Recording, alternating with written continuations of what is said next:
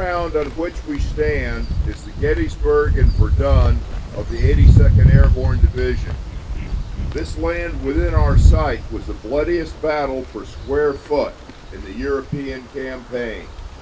This inconsequential-looking rural bridge for 4 days shone the best and the brightest of what our civilization is all about. More than 250 Americans and 500 Germans fell on this road between where we stand and the church at Coquigny in a contest of wills, character, and immaculate leadership. History speaks of generals and great deeds and recounting of events, but here, a lieutenant, a sergeant, and a private made all the difference and saved this place, and in so doing, saved the greatest intent of the invasion. Had they not done what they did, it is likely that St. Maur would have fallen and the forces at Utah gravely threatened. Between 6 and 8 June, the 1505 held this ground against repeated armor and infantry attacks. Finally, at 1600, on the 7th of June, the battalion of more than 500 was reduced to less than 150. It was led by the last officer standing, Lieutenant Dolan, as acting battalion commander. The ground on which we stand now was held by 15 men, the 15 men remainder of what was 150. Its leader in a foxhole there was a junior sergeant, Bill Owens, accompanied by Private Murphy. Owens held this ground against repeated attacks all day. Finally, by 1600, Owens had less than 12 men and was almost out of ammunition. The Germans continued to attack. He turned to Murphy and told him to go to Lieutenant Dolan and tell him the position was about to be lost.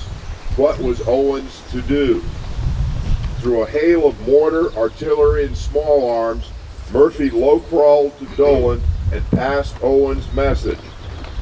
Dolan took out his message book and wrote on it, "There is no better place to die."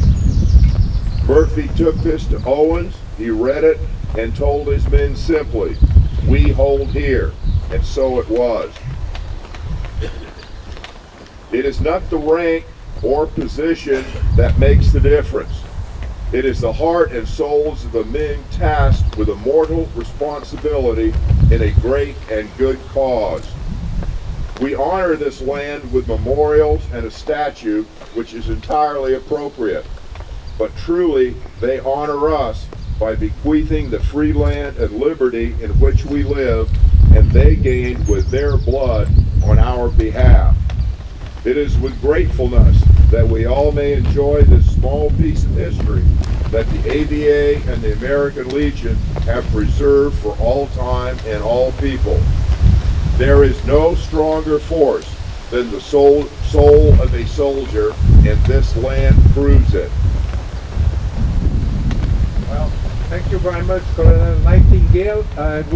Je vais donner la traduction de son discours. Le colonel Nightingale, il connaît l'histoire de la bataille de la Pierre d'une manière exceptionnelle.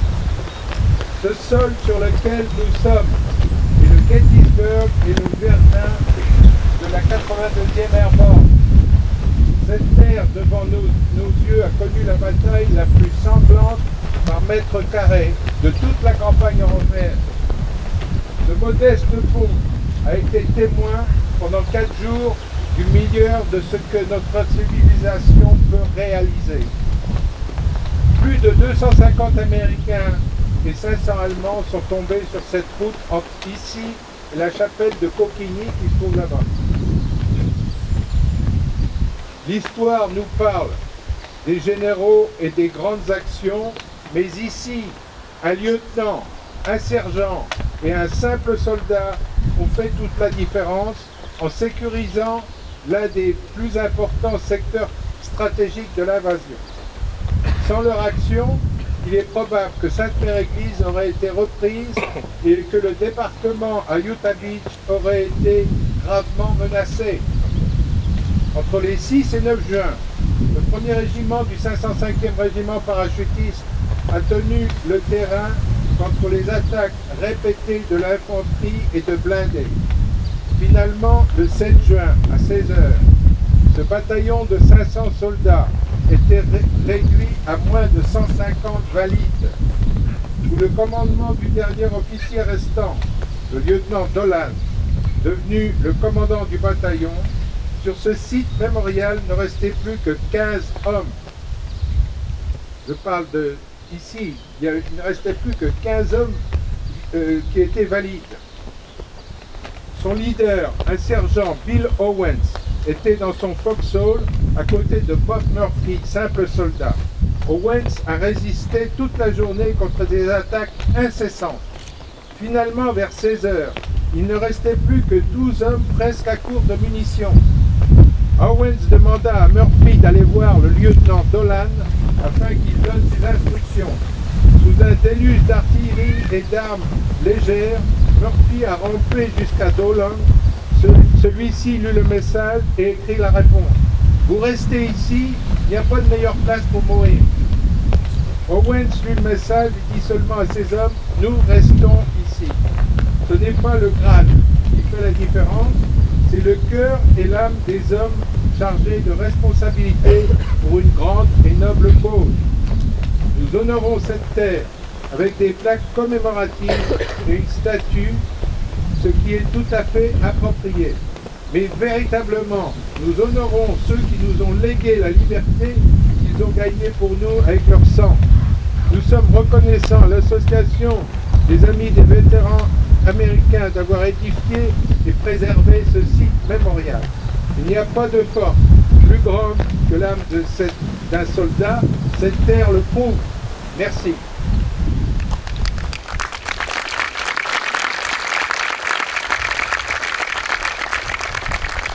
Le général Lani, qui commande la 82e Airborne.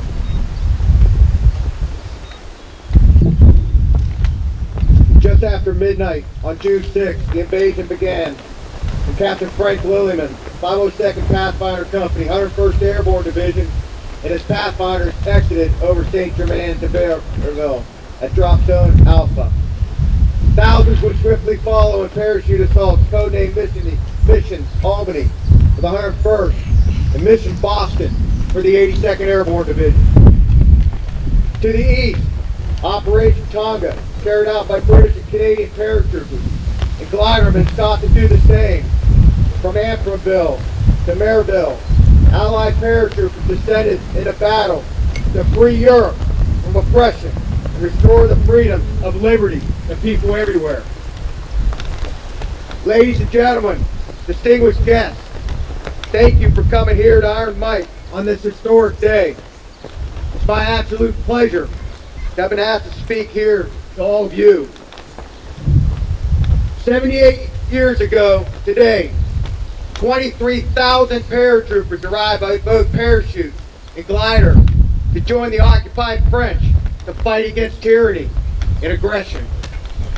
Their task, to jump behind enemy lines, sow confusion, and to seize terrain and infrastructure. Their purpose, to enable the amphibious landing at the beaches, codenamed Utah, Omaha, Gold, Juno, and Sword. The paratroopers descended from the sky to fight side by side with the amazing people of Normandy that had been fighting for years prior to our arrival.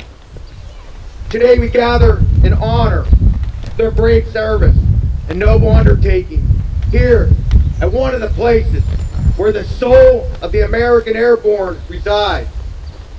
What does it mean to be a paratrooper? What makes them different than other soldiers? Is it wings that are on their chest? Is it the way they arrive at the battle? Or is it indeed a way of life? The fact is, becoming a paratrooper is a calling. It's a mindset. It's a desire to be something extraordinary. It's to live up to the legacy, the proud history, and storied tradition that was established by paratroopers 78 years ago.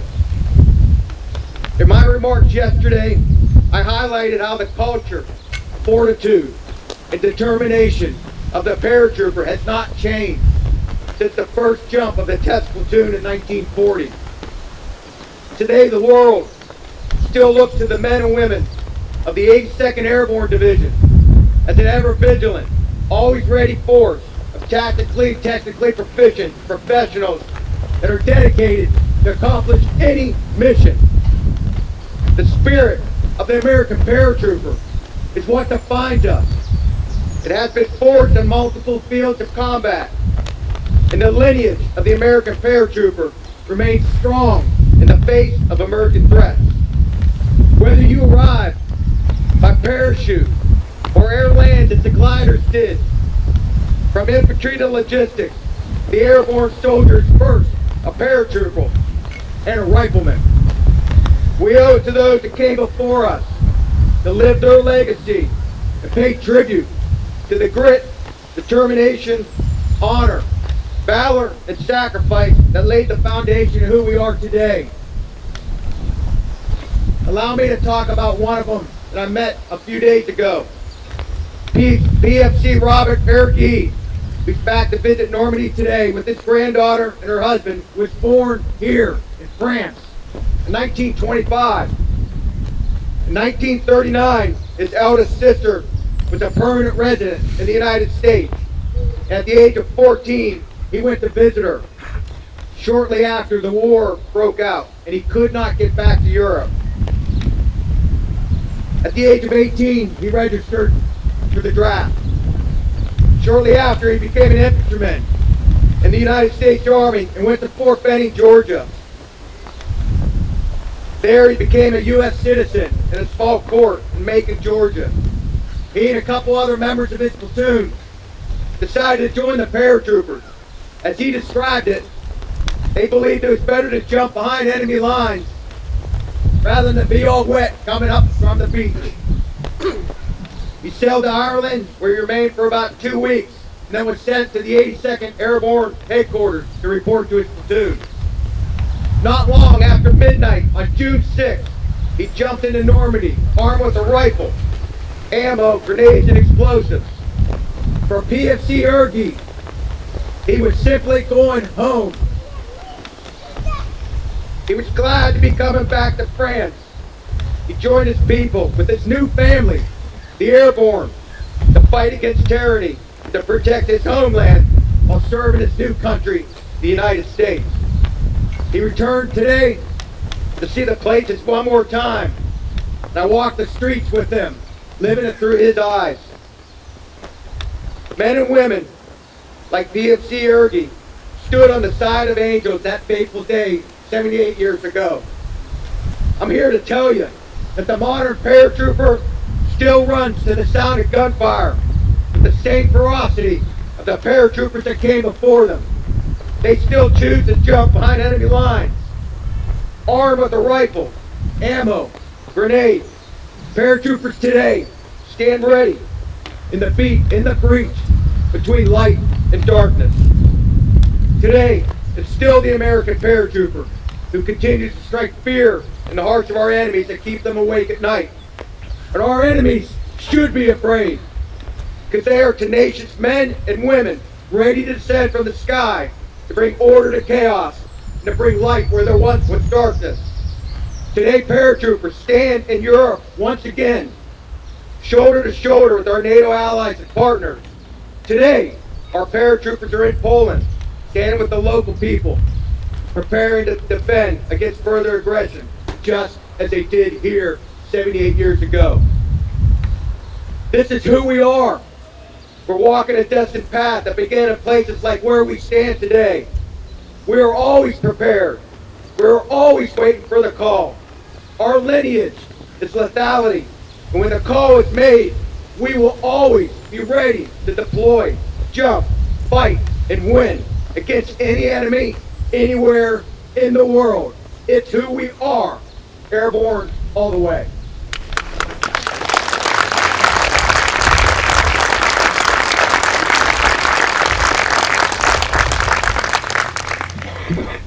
traduction du discours du général Lanel. Le 6 juin 1944, juste après minuit, l'invasion a commencé lorsque le capitaine Frank Lilliman de la 502e compagnie d'éclaireurs de la 101e Airborne Division a sauté avec ses hommes dans le ciel au-dessus de Saint-Germain-de-Varville sur la zone d'atterrissage Alpha. Dans la foulée, des milliers d'autres ont participé dans les opérations Albany pour la 101e et Boston pour la 82e. À l'est se déclenchait l'opération Tonga. Par parachute et par planeur, les forces britanniques et canadiennes sont venues avec le même objectif.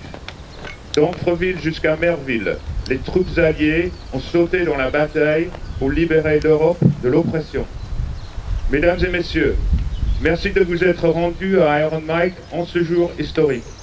C'est avec immense plaisir que je m'adresse à vous. Il y a précisément 78 ans, 23 000 troupes aéroportées sont venues par parachute et dans les planeurs afin de défendre le peuple français occupé dans la guerre contre la tyrannie et la nation. Leur objectif, sauter derrière les lignes de l'ennemi afin de semer la confusion et de saisir des positions et des infrastructures stratégiques. Ceci pour assurer la réussite de l'assaut sur les plages appelées Utah, Omaha, Gold, Juneau et Sword. Ces soldats sont venus du ciel pour se battre côte à côte avec le peuple normand, qui eux avaient vécu cette guerre seuls pendant les 4 années jusqu'à notre arrivée. Aujourd'hui, nous nous recueillons dans un des endroits où demeure le cœur de l'Airborne pour honorer leur noble et courageux service. Cela veut dire quoi d'être un para? Qu'est-ce qui les différencie des autres soldats? Les ailes sur leur blouson? Leur façon d'arriver à la bataille? Ou serait-ce peut-être un mode de vie entière? En fait, être para est une vocation, un état d'esprit, le désir d'accomplir l'extraordinaire. Il s'agit de continuer à vivre dans le respect des glorieuses traditions créées par ces hommes qui sont venus ici il y a 78 ans. Dans un discours hier, j'ai évoqué le fait que la culture, le courage et la détermination des paras n'ont pas varié d'une seule iota depuis le premier saut réalisé par une section en 1940. Aujourd'hui, le monde continue à compter sur les hommes et les femmes de la 82e Airborne Division pour leur vigilance constante et leur professionnalisme, et pour être tactiquement et techniquement prêts à accomplir n'importe quelle mission que l'on puisse leur confier.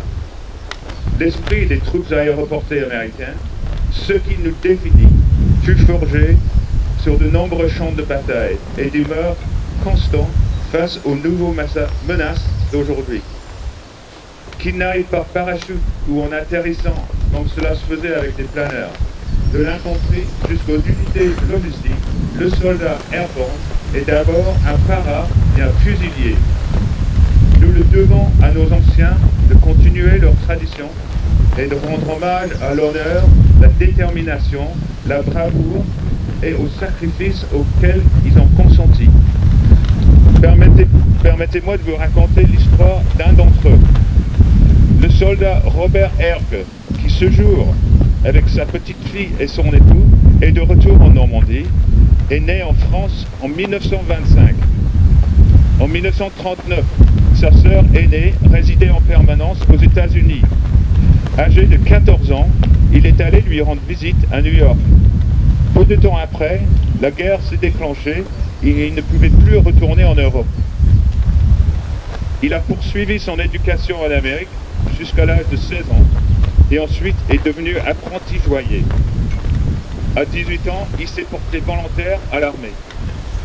Il est entré dans l'infanterie américaine, plus précisément au Fort Benning en Georgie, où il a suivi sa formation initiale.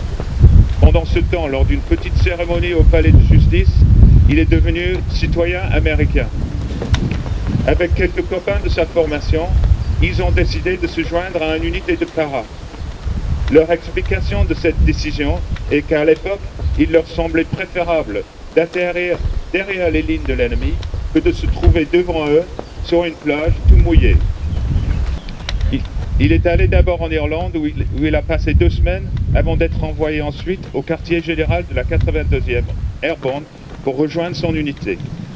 Peu de temps après, autour de minuit le 6 juin, il a sauté dans le ciel normand avec son fusée et ses munitions. Le soldat Herbe était tout simplement ravi de pouvoir rentrer chez lui et de pouvoir réunir sa nouvelle famille avec sa famille de naissance pour se battre ensemble contre la tyrannie, de pouvoir protéger son patrimoine tout en faisant son devoir de citoyen américain. Il est de retour aujourd'hui pour se promener encore une fois dans ces lieux. Sa petite fille et nous tous sont libres de venir ici grâce aux hommes et aux femmes comme le soldat Herbe, qui se sont dressés du côté de nos sauveurs ce jour fatidique il y a 78 ans. Nos ennemis devraient avoir peur, parce qu'aujourd'hui, il y a toujours des hommes et des femmes déterminés qui sont prêts de sauter du ciel, afin de restaurer l'ordre là où il y a le chaos et d'apporter la lumière dans l'obscurité. Aujourd'hui même, des paras sont à nouveau en Europe, prêts, côte à côte avec nos alliés de l'OTAN et d'autres partenaires. Aujourd'hui même, nos paras sont en Pologne avec des Polonais en train de dissuader d'autres tentatives d'agression, tout comme ils l'ont été aux côtés du peuple français autrefois. Voici qui nous sommes, en train de suivre le chemin de notre destin qui a commencé ici. Nous sommes toujours prêts. Nous attendons incessamment l'appel du devoir. Notre héritage est la victoire. Et lorsque l'appel viendra, nous serons prêts à déployer, à sauter, à combattre et à vaincre n'importe quel adversaire, n'importe où dans le monde. Airborne all the way.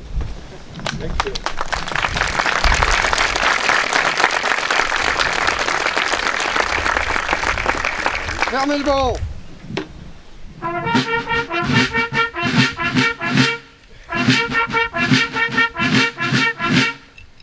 Repos.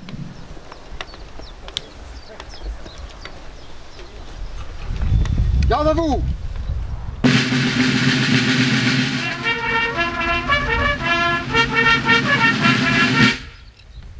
Dépôt de gerbe. Forces armées américaines.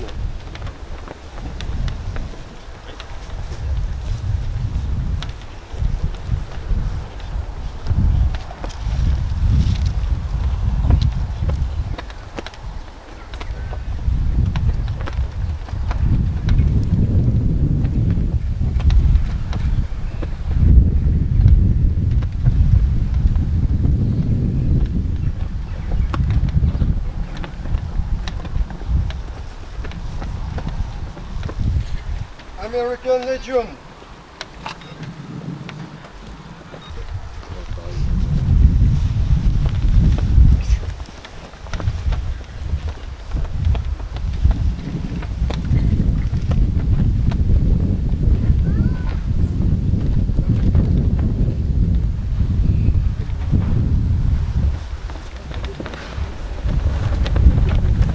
France, États-Unis.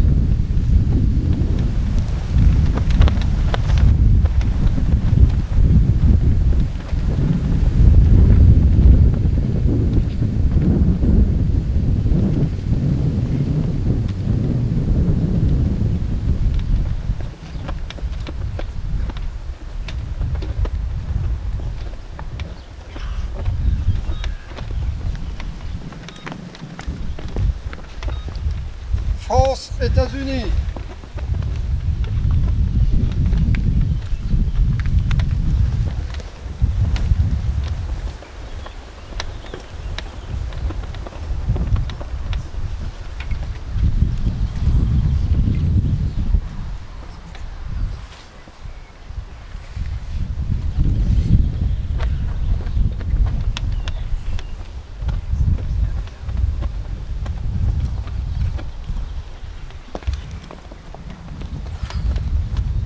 Amis des vétérans américains.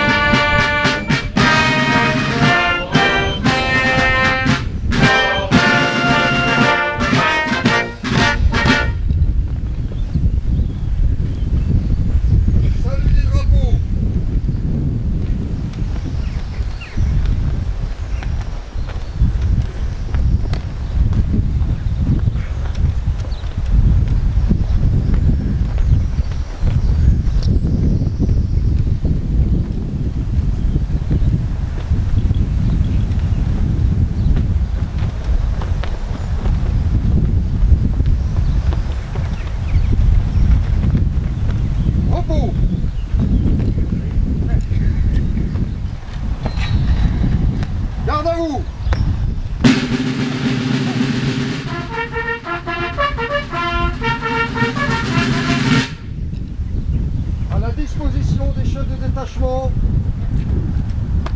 Repos. Cette cérémonie est désormais terminée. Les autorités peuvent aller saluer les porte-drapeaux.